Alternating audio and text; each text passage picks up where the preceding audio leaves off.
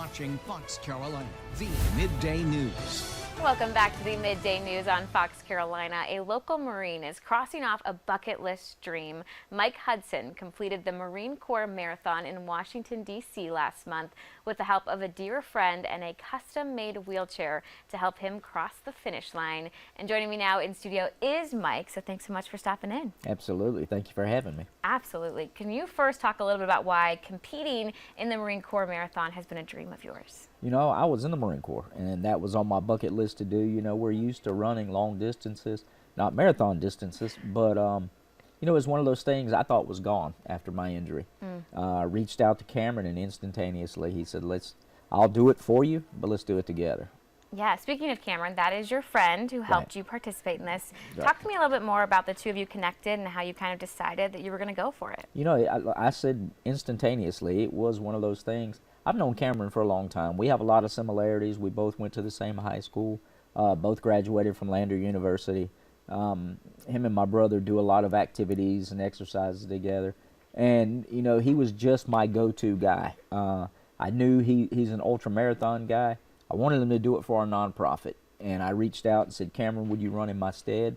He instantly caught back and said, I'll do it, but it'll be better if we do it together. Yeah. Oh, absolutely. So you were able to accomplish the race with a special wheelchair. Right. I know you kind of call it your chariot. Right. Tell me a little bit more about that. You know, that's the kicker. It's not a race chair. It's not a race chair. It's not lightweight. It was built by a guy that's actually paralyzed. So a guy that's paralyzed built a chair for a guy that's paralyzed to go through the Marine Corps Marathon. And it's one of those things, you can't describe it. The chair is not lightweight by any stretch. I'm not lightweight. So we were pushing around 300 pounds. Wow. 220 with me, probably 60 pounds with a chair. And then our backpack was loaded with everything you could think of. Tools, spare tires, our spare tubes, wrenches, everything we could do. Yeah. Fuel sources, water. We even had a JBL speaker. So we were, you know, man, we just had a good time. You guys thought ahead. You brought did. everything you possibly could need. But the kitchen sink. But the right. kitchen sink. You mentioned there about the weight, but you also were just telling me you guys went pretty fast because you said you were missing some of the monuments because you guys were just speeding on by. Right. I told him we'd have to do it again just so we could go back and see some of that. You know, it's in the mean streets of D.C., so you're around the Capitol, you're around Washington Monument, you're seeing all those things down the Potomac.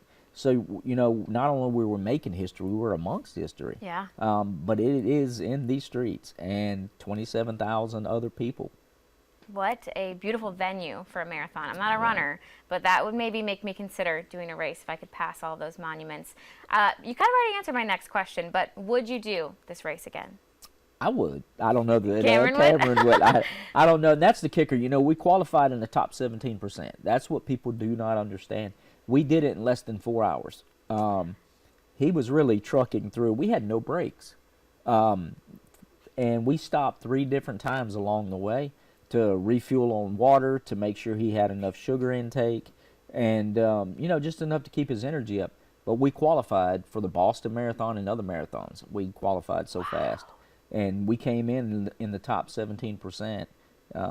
That's impressive. There were 27,000 other people in this event. Oh, that is very impressive. Well, you are a veteran yourself. I know Yes, we were just talking a little about ways that we can say thank you to veterans.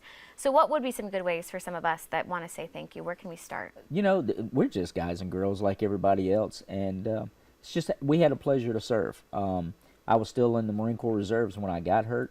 And it's one of those things, you know, today's the Marine Corps birthday. Semper Fi, all you guys and girls out there. And it's just, you know, we just want to continue to serve. That's the thing. It's not cliche. That's pretty much what my nonprofit is for. It just rediscovering outdoor activities and recreation. We're right here in Greer. All we want to do is find people's passions, get them out of their house and home, and make those things come to fruition. Absolutely. In the name of your nonprofit? Roar Outdoors, rediscovering outdoor activities and recreation. Awesome.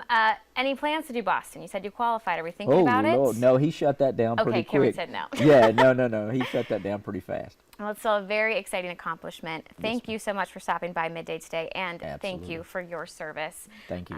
Anyone out there with race plans this weekend, Chrissy, what might they expect weather-wise?